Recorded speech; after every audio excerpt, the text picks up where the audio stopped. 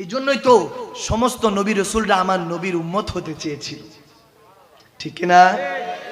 তোমার উম্মত হতে চেয়েছিল সকল নবী, তাই তোমার দিকে ঝুঁকে পড়ে সৃষ্টির সবই, সৃষ্টির সবই, সৃষ্টির সবই।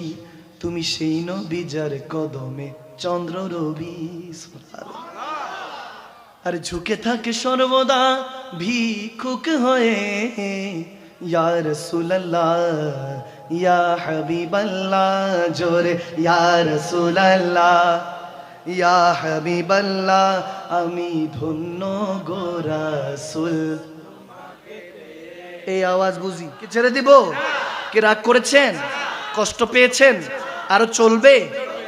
দুই চারজন কয় চলবে, বেশিরভাগ চুপ করে আছে। দেখি ডান হাত তুলে বলেন চলবে কি চলবে না?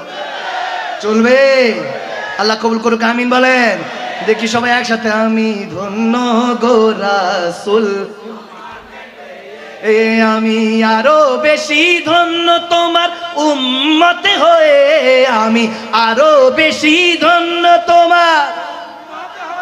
এ ইয়া রাসূলুল্লাহ ইয়া হাবিবাল্লাহ, জোরে ইয়া রাসূল।